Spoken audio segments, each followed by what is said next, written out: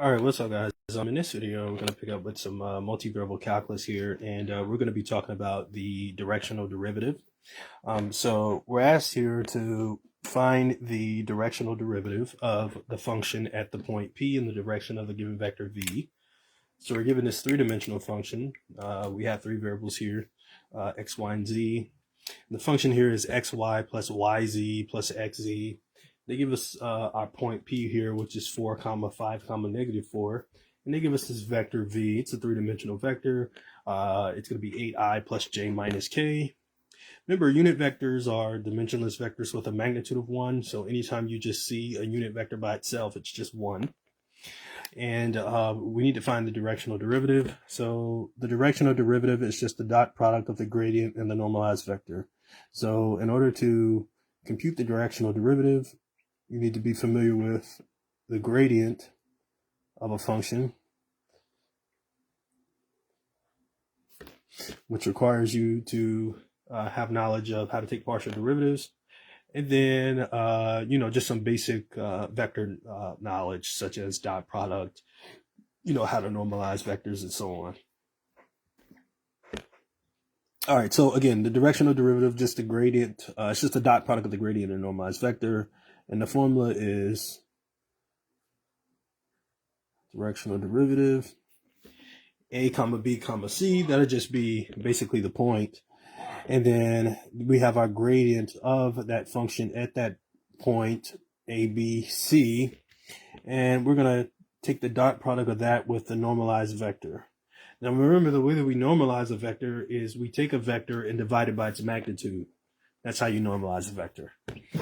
And so let me quickly remind you of how to calculate the gradient. You can calculate the gradient in 2 and 3 dimensions. In this particular case, we're going to do it in 3 dimensions. You can calculate the directional derivative with just using 2 variables. It doesn't have to be 3 variables. It can be 2 variables. And the gradient, the formula for that is just del f. And remember, that's just equal to our partial derivative. So it's just the partial of f with respect to x, comma, the partial of f with respect to y, comma, the partial of f with respect to z. And that's how you go about getting the gradient. And if it was a 3-dimensional gradient, it would just be with respect to x, with respect to y. But since it's 3-dimensional, we got our three different variables, x, y, and z in there.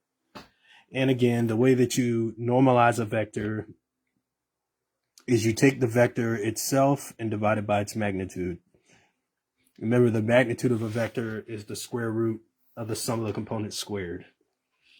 So that's basically the gist of what you need to know prior to starting this.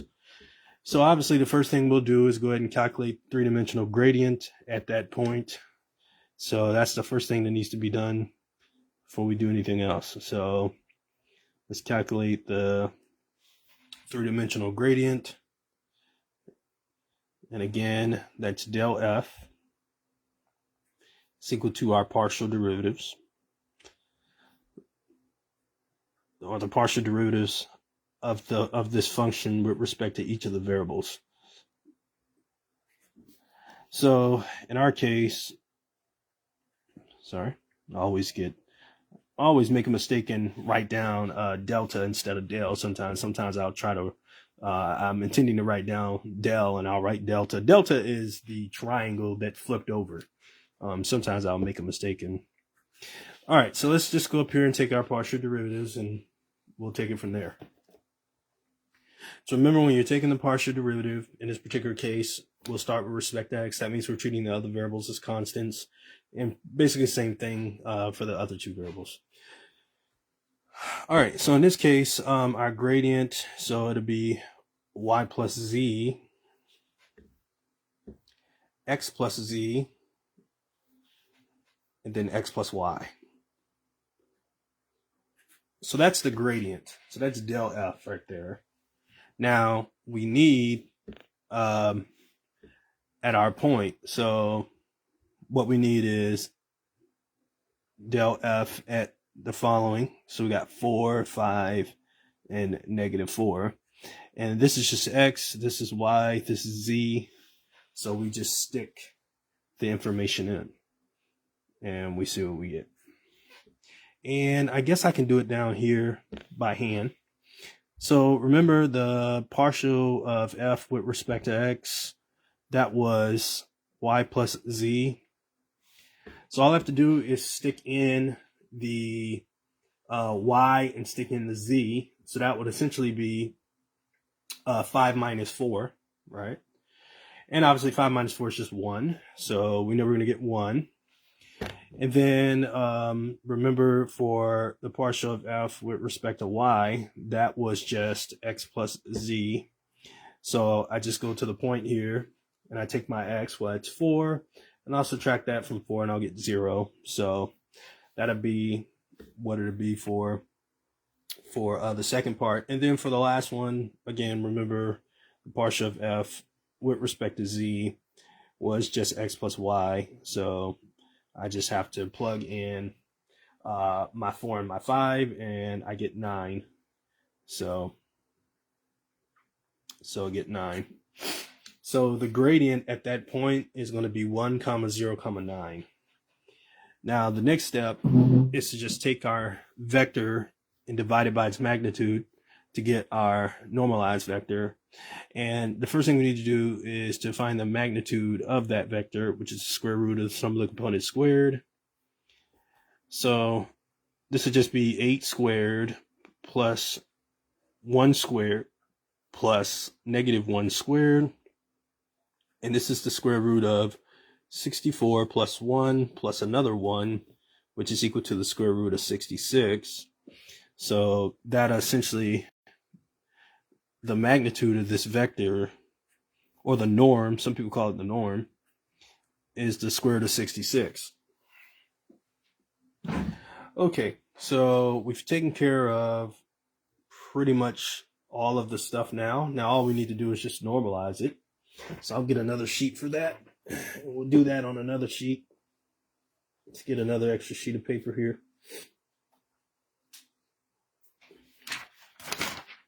And calculating the directional derivative is not hard. As with anything in math, it takes practice. But when you, I'll put it right here. Well, no, I'll put it right there. So, but yeah, as with anything in math, it just takes practice. But it's actually not that bad once you do a couple examples. All right, so we're pretty much almost there. So we know what we needed to do. So we take the vector and divide it by its magnitude. Now we know what the magnitude is already. So if we look at the components of our vector, v, our three-dimensional vector, it was 8, 1, and negative 1. So to normalize the vector, it'd just be 8 over the square root of 66. Actually, I'll do it that way. 1 over the square root of 66, and then negative 1 over the square root of 66. So that is the normalized vector right there. Now to get the directional derivative, I just take the dot product. So I go back to my gradient at that point, which was this here. And I'll simply take the dot product, right? That's what we'll do next. So again, make sure you're familiar with dot product and all that stuff first before learning this. You won't learn this stuff until Calc 3 anyway. And by the time you get here, you'll have, or should have, good enough practice with just the basics in vectors and, dot product, cross product, scalar, or vector operation, all that good stuff, how to find the magnitude of a vector, all that good stuff. You will know how to pretty much do all of that, or you should know how to do pretty much all of that by the time you get here. So when you do get here in Calc 3, it may seem confusing now if you've never seen this before, but a lot of this stuff will come quite easily to you because it's just taking a combination of what you've learned from previous chapters and kind of combining it all into one thing to learn something entirely new. But all of this stuff, you will have seen all this stuff by the time you get to directional derivative. So it won't be too difficult to pick up on.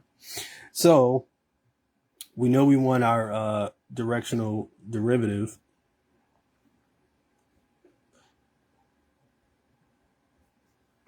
All right, so we know we're going to take our dot product and we'll do it from there. 2 add 8 over the square root of 66, comma 1 over the square root of 66, comma negative 1 over the square root of 66.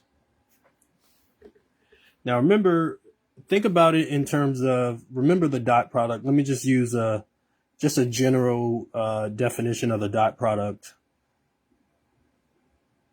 Now, remember, let's say I have two vectors u and v, the dot product is the magnitude of the first vector u multiplied by the magnitude of the second vector v multiplied by the cosine of the angle between them. But if I have two vectors u and v, and I want to calculate the dot product, that's just u1 times v1 plus u2 times v2 plus u3 times v3. And that's how we calculate our dot product. And so in our case, notice for our second part here, we essentially have 0. So it's going to be 0 times 1 over the square root of 66. 0 times anything is 0. So really the only thing that we're really dealing with here is 1 times 8 over the square root of 66 plus 9 times negative 1 over the square root of 66. And this just gives us 8 over the square root of 66 minus 9 over the square root of 66, which gives us negative 1 over the square root of 66. And that would actually be your directional derivative, but if you left it that way, you would probably be okay, but it's not good to leave square roots in the denominator, so all you have to do to get rid of that is just multiply the denominator by the square root of 66 and the numerator by the square root of 66. So we'll have 1 times the square root of 66. Don't forget about the negative. And I got square root of 66, multiply that by the square root of 66. And then what that gives us is the square root of 66 all over 66. And multiplying by the square root of 66 in the numerator and denominator, well, just in the denominator, we'll get rid of the square root because you typically don't want to leave square roots in the denominator. Now, if you want the decimal value of that, you can just put in your calculator and figure out what it is. So we'll do that here and see what we get. So it looks like we get negative 0.123. We're just, I'm not going to round or anything. Just going to try to do that. And that would actually be your directional derivative. So your final answer here, and how you find your directional derivative, it's just going to be that. Now, most professors would be cool with you leaving it as